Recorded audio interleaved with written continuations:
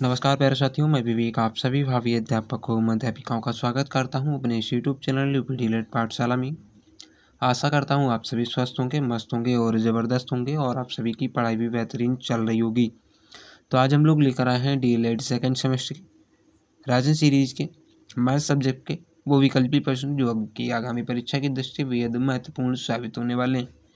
और video start करने से पहले यदि आपने अभी तक भी हमारे चैनल को सब्सक्राइब नहीं किया है तो प्लीज़ आप सभी हमारे चैनल को सब्सक्राइब कर लीजिएगा और बेल आइकन को प्रेस कर लीजिएगा। डीएलएड सेकेंड सेमेस्टर से संबंधित जितने भी आपके इंपॉर्टेंट क्वेश्चन हैं वो आपको इस चैनल पर देखने को मिलते रहेंगे आने वाले समय में। तो स्टार्ट करते हैं सबसे पहले वो विकल्पीय प्रश्न से। क्या है वो विकल्पीय प्रश्न? ऋण पूर्णांक संख्या है -3/5, -5, 0 या फिर -√7। तो इस प्रश्न का सही आंसर हो जाएगा ऑप्शन नंबर 20 से हो जाएगा -5। ठीक है। ऋण पूर्णांक संख्या क्या होती है? सबसे पहले तो हम ये समझ लेते हैं कि पूर्णांक संख्या क्या होती है। तो पूर्णांक संख्या ऐसी संख्या होती है जो 0 से स्टार्ट होती हैं और उसमें कोई भी हमारा भिन्न की वैल्यू नहीं होती है। ठीक है, ये हो गया। अब ऋणात्मक की बात की जाए तो क्या होता है, जैसे कि 0 से 0, 1, 2, 3 डैश डैश इन्फिनिट। ठीक है, ये हमारा पूर्ण संख्या हो गई। यदि हमसे पूछा गया ऋणात्मक पूर्णांक तो फिर क्या करेंगे, हम इधर 0 पॉइंट कामा लगाएंगे, -1, -2, -3 डैश डैश डैश। ठीक है, ये हमारी क्या हो जाएंगी, ऋणात्मक पूर्णांक संख्या हो जाएगी। हमसे क्या पूछा गया कि ऋणात्मक पूर्णांक संख्या है निम्न में से, तो कौन सा हमें मैच कर रहा है, तो -5 मैच कर रहा है। इस प्रश्न का सही आंसर हो जाएगा ऑप्शन नंबर 20 हो जाएगा। यदि हमसे पूछा जाए कि सबसे बड़ी ऋण पूर्णांक संख्या कौन सी है, तो हम क्या जवाब देंगे, तो इसका हम जवाब देंगे -1। ठीक है, -1 क्या होगी, हमारी सबसे बड़ी ऋणात्मक पूर्णांक संख्या होगी। ठीक है, और सबसे छोटी धन पूर्णांक में यदि पूछा जाए तो फिर क्या होगी, 0 होगी। ठीक है, सबसे छोटी संख्या हो जाएगी। प्रश्न संख्या 2 है 9, 12, 18 का लघुत्तम समापवर्तक है 45, 36, 9 या फिर 27। सबसे पहले हम ये समझ लेते हैं कि लघुत्तम समापवर्तक होता क्या है, यानी एलसीएम क्या होता है। एलसीएम हमारा होता है लीस्ट कॉमन मल्टीपल। ठीक है, वह छोटे से छोटा मान जो दी हुई संख्याओं से आसानी से कट सके। ठीक है, 3 नंबर्स दिए गए हुए हैं। ठीक है, इनका हमें एलसीएम निकालना है। तो सबसे पहले हम 9 को उठाते हैं। 9 से यदि हम 45 में भाग दें तो आसानी से कट जाएगा, लेकिन हम 12 से 45 में भाग दें तो नहीं कटेगा, इसलिए इसका 45 आंसर नहीं होगा। ठीक है, फिर आता है ऑप्शन नंबर सी। यदि 9 को 9 में भाग देंगे तो पूर्णतः विभाजित हो जाएगा, लेकिन 12 को 9 में भाग देंगे तो यहाँ पे विभाजित नहीं होगा। ठीक है, इसलिए ये भी ऑप्शन नहीं होगा। और 27 की बात करें तो 9 को उठाता हूँ, सबसे पहले 9 को 27 में भाग देता हूँ तो 3 पूर्णतः कट जाएगा। ठीक है, 12 को 27 में भाग देंगे तो नहीं कटेगा पूर्णतः। ठीक है, तो इसलिए इसका ये भी आंसर नहीं होगा, बचता है 36। तो इस प्रश्न का सही आंसर हो जाएगा ऑप्शन नंबर 20 हो जाएगा 36। सबसे पहले 9 को उठाता हूँ, 9 36 में 9 से भाग दूंगा तो पूर्णतः कट जाएगा 4 बार। ठीक है, 12 को उठाऊंगा तो 12 × 36 3 बार में कट जाएगा, और 18 से काटूंगा तो 2 बार में कट जाएगा 36। ठीक है, इसलिए 9, 12, 18 का जो एलसीएम होगा वो 36 होगा। ठीक है, प्रश्न संख्या 3 है निम्नलिखित में से कौन परिमेय संख्या नहीं है, 22/12, 0.78, पाई या फिर 5/√36। परिमेय संख्याएं क्या होती हैं, ऐसी संख्याएं होती हैं जिनको p/q के फॉर्म में लिखा जा सकता है। ठीक है, जैसे कि 22/12 है तो इसको p/q फॉर्म में लिखा जा सकता है, यह एक परिमेय संख्या है। 0.78 है, इसको यदि हम लिखेंगे तो 78/100 हो जाएगा। ठीक है, ऊपर 100 से गुणा करेंगे, नीचे भी करेंगे तो 78/100 हो जाएगा, ये भी एक परिमेय संख्या है। लेकिन पाई क्या है, एक परिमेय संख्या नहीं है। ठीक है, और 5/√36 है। √36 का जब भी हम स्क्वायर रूट निकालेंगे तो कितना आ जाएगा, 5/6 आ जाएगा। ठीक है, इसको भी हम p/q के फॉर्म में लिख सकते हैं, ये भी एक हमारी परिमेय संख्या है। यहाँ पे पाई हमारी क्या है, एक परिमेय संख्या नहीं है, यानी अपरिमेय संख्या। यदि वहीं पाई का मान दिया होता 22/7 तो ये कैसी होती, तो ये परिमेय संख्या होती। और पाई का एक और मान होता है, उस पर भी जिक्र कर लेते हैं, 3.14 होता है। ठीक है, इसको यदि हम सॉल्व करेंगे तो इसको भी हम p/q के फॉर्म में लिख सकते हैं, ये भी एक परिमेय संख्या। लेकिन पाई क्या है, एक अपरिमेय संख्या। ठीक है, आपको ध्यान रखना है।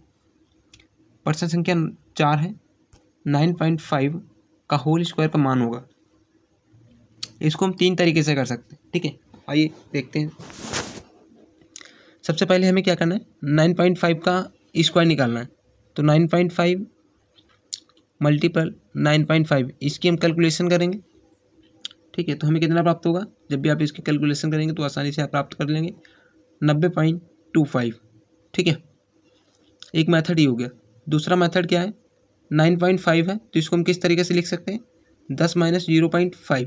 ठीक है, इसका हम होल स्क्वायर करेंगे और यहाँ पे हम फार्मूला लगाएंगे ए स्क्वायर माइनस बी स्क्वायर, यानी 10 का होल स्क्वायर कितना हो जाएगा, 100 हो जाएगा, minus 2ab, 2 into A into V 0.5 plus क्या हो जाएगा 0.5 का होल स्क्वायर हो जाएगा, यहाँ पे 100 हो जाएगा, यहाँ पे क्या हो जाएगा 2 पंचे 10 और 10 दशमलव 100। ठीक है, एक अंक के बाद पॉइंट लग जाएगा तो 10 आ जाएगा यहाँ पे, और यहाँ पे कितना आ जाएगा, इसको आपस में ऐड करेंगे तो कितना हमें प्राप्त हो जाएगा 90.25 प्राप्त हो जाएगा। ठीक है, एक हमारा मेथड और है, उसको भी देख लेते हैं। क्या है, जैसे कि 9.5 है, कुछ देर के लिए मैं मान लेता हूँ कि 95 दिया हुआ है। ठीक है, यानी 100 में से कितना कम है 5, तो इसमें से 5 और कम कर देंगे तो 95 में से 5 जाएगा तो कितना बचेगा 90 बचेगा, और जितना हमने कम किया है उसका स्क्वायर करेंगे, 5 का स्क्वायर कितना होता है 25 होता है। ठीक है, और हम यहाँ पे क्या निकालना है, स्क्वायर निकालना है। यहाँ पे एक अंक के बाद पॉइंट है तो हम यहाँ पे क्या करेंगे, 2 अंक के बाद पॉइंट लगाएंगे, 1 अंक 2 अंक यहाँ पे पॉइंट लगाएंगे, कितना प्राप्त हो गया हमें 90.25। ठीक है, ये सबसे बेस्ट मेथड है। क्वेश्चन संख्या 5 को देखते हैं। क्या है कि वर्ग 40-50 का मध्य बिंदु चिन्ह है, जैसे कि 40 और 50 दिया हुआ है। ठीक है, ये हमारा निम्न मान है, ये उच्च मान है। मध्य बिंदु निकालने के लिए हमें क्या करना होता है, निम्न मान और उच्च मान को जोड़ करके उसमें तो 2 से भाग देना होता है। ठीक है, जैसे कि 40 प्लस 50 करेंगे, इसको 2 से भाग करेंगे, 40 और 50 कितना 90 हो जाएगा, 2 से भाग करेंगे तो कितना प्राप्त हो जाएगा 45। ठीक है, तो इस प्रश्न का सही आंसर हो जाएगा ऑप्शन नंबर 20 हो जाएगा 45। प्रश्न संख्या 6 है, निम्न में से अभाज्य संख्या 8,2, 4, 11,2, 3, 3, 7, 9 या फिर 7, 5, 6। सबसे पहले ये मैं समझ लेते हैं कि अभाज्य संख्याएं होती क्या है। तो अभाज्य संख्याएं ऐसी संख्याएं होती हैं जो एक और स्वयं के अलावा किसी और तीसरी संख्या से विभाजित नहीं होती। ठीक है, इसमें खास बात ये होती है कि इनके सिर्फ 2 ही फैक्टर होते हैं। ठीक है, एक तो खुद होती है या फिर एक होता है। ठीक है, जैसे कि 8 यहाँ पे है, 8 क्या है विभाज्य संख्या है, 2 यहाँ पे क्या है एक अभाज्य संख्या है। ठीक है, यहाँ पे क्या है 4 कैसी एक भाज्य संख्या है। तो ये 3 संख्याओं का हमें पेयर दिया गया हुआ। ठीक है, उसमें क्या है 2 संख्या हमारी भाज्य संख्या है, एक संख्या अभाज्य संख्या है, तो ये क्या पूरा पेयर हमारा अभाज्य संख्या तो नहीं है ना, इसलिए कैंसिल हो जाएगा। फिर आता है 11,2, 3, 11 भी हमारी क्या है अभाज्य संख्या है, 2 भी एक अभाज्य संख्या है और 3 भी एक हमारी अभाज्य संख्या है। तो इस प्रश्न का सही आंसर हो जाएगा ऑप्शन नंबर 20 हो जाएगा 11,2, 3। ठीक है, प्रश्न संख्या 7 है, परिमेय संख्या -3/4 का योगात्मक एवं गुणात्मक प्रतिलोम क्या। तो सबसे पहले हम -3/4 का योगात्मक प्रतिलोम निकाल लेते हैं। ठीक है, योगात्मक प्रतिलोम में क्या होता है, सिर्फ जो चिन्ह होता है वो चेंज होता है। यदि प्लस का दिया हुआ तो माइनस हो जाएगा, माइनस दिया हुआ तो प्लस हो जाएगा। ठीक है, तो यहाँ पे क्या हो जाएगा, एक -3/4 का योगात्मक प्रतिलोम हमें कितना प्राप्त हो जाएगा 3/4। गुणात्मक प्रतिलोम में क्या होता है कि जो भी हमें मान दिया रहता है ना, सिर्फ उसका रिवर्स हो जाता है। जैसे कि -3/4 दिया हुआ है तो गुणात्मक प्रतिलोम में क्या हो जाएगा -4/3 हो जाएगा। ठीक है, तो कौन सा ऑप्शन मैच कर रहा है जिसमें 3/4 हो और -4/3 हो, तो ऑप्शन नंबर बी मैच कर रहा है। इस प्रश्न का सही आंसर हो जाएगा ऑप्शन नंबर बी। ठीक है, प्रश्न संख्या 8 है, निम्नलिखित में से रैखिक समीकरण कौन सा नहीं है। x + 8 = 27, 3x - 5 = 2x + 8, 2x² + 3x - 5 = 0, x/5 = 6। रैखिक समीकरण की सबसे बड़ी बात ये होती है कि इसमें 2 पक्ष होते हैं। ठीक है, एक चर होता है तो एक अचर होता है। ठीक है, अब क्या है, रैखिक समीकरण क्या होता है जिसमें किसी चर का मान अधिकतम 1 हो सकता है, 1 से ज़्यादा नहीं हो सकता। ठीक है, यहाँ पे क्या है x की घात कितनी है 1 है। ठीक है, तो रैखिक समीकरण होगा। यहाँ पे भी क्या है x की पावर 1 है, तो ये भी रैखिक समीकरण होगा। और यहाँ पे भी x की पावर 1 है, तो ये भी एक रैखिक समीकरण होगा। लेकिन यहाँ पे क्या है, 2x² है, यहाँ पे x की घात कितनी है, 2, इसलिए एक रैखिक समीकरण नहीं होगा, ये हमारा द्विघात समीकरण होगा। ठीक है, तो इस प्रश्न का सही आंसर हो जाएगा ऑप्शन नंबर सी हो जाएगा 2x² + 3x - 5 = 0। प्रश्न संख्या 9 है, -16 का योगात्मक प्रतिलोम होगा। योगात्मक प्रतिलोम में क्या होता है, सिर्फ चेंज जो हमारा होता है वो चिन्ह होता है। ठीक है, -16 है तो इसका क्या हो जाएगा योगात्मक प्रतिलोम, तो 16 हो जाएगा। कौन सा ऑप्शन मैच कर रहा है, तो कोई भी ऑप्शन मैच नहीं कर रहा है, तो इसलिए इसका जो आंसर हो जाएगा ऑप्शन नंबर डी हो जाएगा, इनमें से कोई नहीं। ठीक है, प्रश्न संख्या 10 है, जब दो अनुपात समान हों तो उनके ऐसे संबंध को क्या कहते हैं, मिश्रित अनुपात, सरल अनुपात, समानुपात, या फिर इनमें से कोई नहीं। तो इस प्रश्न का सही आंसर हो जाएगा ऑप्शन नंबर सी जो है समानुपात। ठीक है, प्रश्न संख्या 11 है, समानुपाती पदों 20:30, समानुपात 60:90 में क्या संबंध है। 20 और 60 मध्य पद है, जी नहीं। 20 हमारा क्या है, बाह्य पद है। ये क्या होते हैं, ये बाह्य पद होते हैं। ठीक है, और मध्य पद कौन से होते हैं, तो ये हमारे मध्य पद होते हैं। ठीक है, तो 20 और 60 हमारे मध्य पद है, जी नहीं। 20 हमारा क्या है, बाह्य पद है, इसीलिए ऑप्शन नहीं होगा।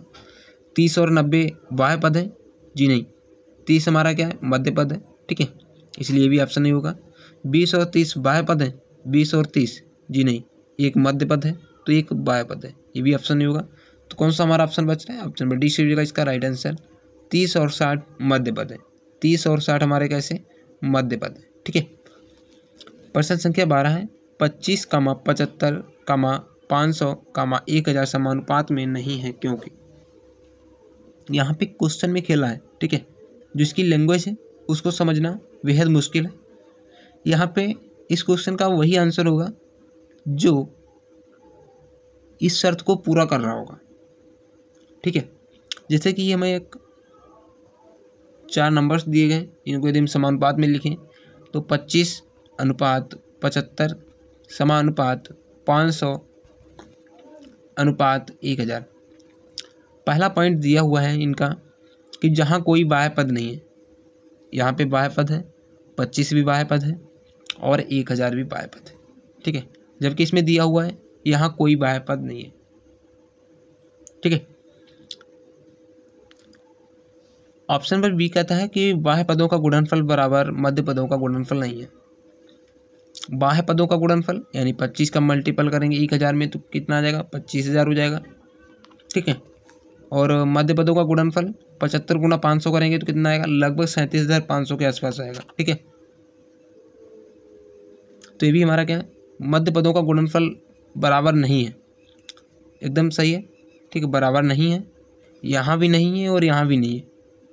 ठीक है, तो इस प्रश्न का सही आंसर हो जाएगा ऑप्शन नंबर बी से हो जाएगा, बाह्य पदों का गुणनफल बराबर मध्य पदों का गुणनफल बराबर नहीं है। ठीक है, ऑप्शन नंबर सी को देख भी लेते हैं, बाह्य पदों का गुणनफल बराबर मध्य पदों का गुणनफल, यानी बाह्य पदों का गुणनफल बराबर मध्य पदों का गुणनफल। जबकि यदि एक्चुअल में इस क्वेश्चन को हम सॉल्व करेंगे तो यहाँ पे ऐसा कोई कंडीशन फॉलो नहीं होगी है। ठीक है, ऑप्शन नंबर डी कहता है कि मध्य पदों का गुणनफल 37,50 है। ऑप्शन नंबर डी कहता है कि मध्य पदों का गुणनफल 3750 है। जी बिल्कुल गलत है। यहाँ पे कितना मान आ रहा है, 37,500 आ रहा है। ठीक है, तो इस प्रश्न का वही आंसर सही होगा जो कंडीशन को फुलफिल कर रहा होगा। ठीक है, प्रश्न संख्या 13 है, निम्नलिखित में से कोई परिमेय संख्या नहीं है। तो परिमेय संख्या क्या होती है, जिसको हम PYQ के फॉर्म में लिख सकते हैं, ऊपर के क्वेश्चन में हम जिक्र कर चुके हैं, तो देखते ही आप आंसर इसको टिक कर सकते हैं, पाई। ठीक है, प्रश्न संख्या 14 है, धन पूर्णांक 3a + 5 के ठीक बाद का धन पूर्णांक क्या होगा। जैसे कि आपसे पूछा जाए कि 3 एक पूर्णांक संख्या है और इसके बाद का धन पूर्णांक संख्या क्या होगी, तो इसमें आप क्या करेंगे, +1 करेंगे और आपको आंसर मिल जाएगा 4। ठीक है, तो वही यहाँ भी करना है, 3 है 5। ठीक है, यहाँ पे +1 करना है तो क्या हो जाएगा, 3a + 6। इस प्रश्न का सही आंसर हो जाएगा ऑप्शन नंबर 20 हो जाएगा, 3a + 6। प्रश्न संख्या 15 है, निम्नलिखित में से योगात्मक तत्समक है, 0, 1, -1 या फिर इनमें से कोई नहीं। तो सबसे पहले हम ये समझ लेते हैं योगात्मक तत्समक होता क्या है। योगात्मक तत्समक एक ऐसा मान होता है जिसको किसी संख्या में ऐड करने पर उस संख्या में कोई प्रभाव ना पड़े। जैसे कि एक हमारी कोई संख्या x है, ठीक है, इसमें यदि हम 0 जोड़ेंगे तो हमें क्या प्राप्त होगा, x ही प्राप्त होगा ना। तो वही है, यानी किसी भी संख्या में एक ऐसा मान जोड़ना जिससे कि उस संख्या पर कोई इफेक्ट ना पड़े, वही हमारा क्या होता है, तत्समक होता है, योगात्मक तत्समक होता है। ठीक है, योगात्मक मतलब योग यानी जोड़ना। ठीक है, तो वही एक ही मान है जिसको हम किसी भी संख्या में जोड़ेंगे तो उसमें कोई उस पर इफेक्ट नहीं पड़ेगा, तो वो 0 है। ठीक है, किसी भी संख्या के आपसे पूछ ले, जैसे कि 5 का योगात्मक तत्समक क्या होगा, तब भी 0 होगा। ठीक है, 100 का योगात्मक तत्समक क्या होगा, तब भी 0 होगा। अब हम देख लेते हैं इसी में होता है एक गुणात्मक तत्समक क्या होता है।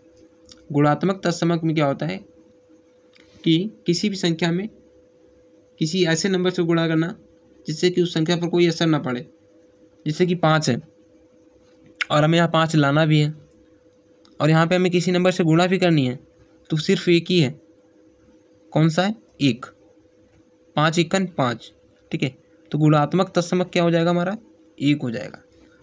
प्रश्न संख्या 16 है, 7/3 का योगात्मक प्रतिलोम क्या होगा। योगात्मक प्रतिलोम में अभी मैंने बताया था आपको कि सिर्फ जो चिन्हों का फर्क होता है, यदि आपको प्लस का दिया हुआ है तो माइनस का हो जाएगा, माइनस का है तो प्लस का हो जाएगा। तो यहाँ पे क्या हो जाएगा, -7/3। ठीक है, कौन सा ऑप्शन मैच कर रहा है, तो ऑप्शन नंबर भी मैच कर रहा है, -7/3। कैसे होता है उसको भी देख लेते हैं। जैसे योगात्मक में क्या होता है, 7/3 है, तो इसमें ऐसा मान जोड़ा जाए जिससे कि हमारा जो फाइनल रिजल्ट है वो 0 आ जाए। तो 0 लाने के लिए हमें क्या करना पड़ेगा, सेम संख्या को माइनस में हमें ऐड करना पड़ेगा, तभी तो 0 आएगा ना। जैसे कि 5 है और हमें यहाँ पे 0 लाना है, तो कैसे आएगा, जब हम इसमें 5 माइनस करेंगे तभी ना 0 आएगा। तो 5 का हमारा योगात्मक प्रतिलोम क्या हो जाएगा, -5 हो जाएगा। ठीक है, वही हमसे पूछ रहा है। प्रश्न संख्या 17 है, x² - 1/x + 1 का होल स्क्वायर का सरलतम रूप क्या है। a² - b² का आपने फार्मूला सुना होगा कि a - b, तो यहाँ पे हो जाएगा x² - 1 का, जो इसको हम एक्सपेंड करेंगे तो क्या हो जाएगा, x - 1 हो जाएगा और x + 1 हो जाएगा। ठीक है, जबकि a + b का होल स्क्वायर को हम किस तरीके से लिख सकते हैं, x + 1 लिख सकते हैं, इसको एक टाइम लिख दिया और इसको भी एक टाइम और लिख देते हैं। ठीक है, ये हो गया हमारा x + 1 का होल स्क्वायर। यहाँ पे x + 1 है और यहाँ पे भी x + 1 है, इसको हम काट देंगे। ठीक है, तो हमें क्या बचेगा, x - 1/x + 1। कौन सा ऑप्शन मैच कर रहा है, तो ऑप्शन नंबर ई मैच कर रहा है, x - 1/x + 1। इस प्रश्न का सही आंसर हो जाएगा। प्रश्न संख्या 18 है, 6 और 54 का मध्यानुपाती क्या है, 9, 18, 30 या फिर 24। तो मध्यानुपाती निकालने का फार्मूला होता है v² = √AC। ठीक है, ये हमारा कितना हो जाएगा, 6 हो जाएगा और c कितना हो जाएगा, तो 54 हो जाएगा। इसको हम क्या करेंगे, अंडर रूट से बाहर निकालेंगे। तो बाहर निकालने के लिए हमें क्या करना पड़ेगा, जैसे कि 6 हो गया और 9 छाक कितना होता है, 54 होता है, तो इसको हम तोड़ लेंगे 9 × 6 में। ठीक है, यहाँ पे 6 का डबल पेयर हो गया तो यहाँ से 6 बाहर आ जाएगा और 9 का स्क्वायर रूट कितना होता है, तो 3 होता है। 6 3 कितना हो जाएगा, 18। ठीक है, तो कौन सा ऑप्शन मैच कर रहा है, ऑप्शन नंबर भी मैच कर रहा है, 18। ठीक है, इस प्रश्न का सही आंसर हो जाएगा।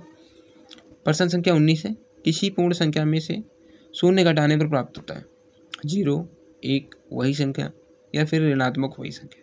तो इस प्रश्न का सही आंसर हो जाएगा ऑप्शन नंबर सी हो जाएगा, वही संख्या।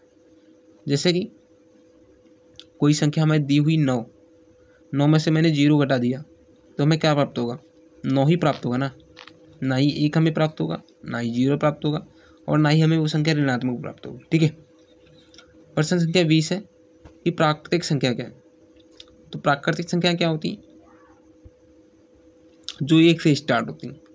ठीक है, यानी फिर जिनको नंबर लाइन पे डिनोट कर सकते हैं, गैर दशमलव भी होनी चाहिए हमारी वो, और ना ही ऋणात्मक होती हैं। ठीक है, तो कौन सी है, 5 हमारी कैसी है, प्राकृतिक संख्या है।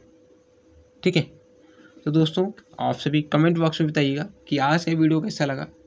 यदि वीडियो अच्छा लगा हो तो वीडियो को लाइक शेयर एवं चैनल को सब्सक्राइब करना ना भूलें। थैंक यू फॉर वॉचिंग, मिलते हैं नेक्स्ट वीडियो में, तब तक के लिए टेक केयर, बाय बाय, जय हिंद, जय भारत।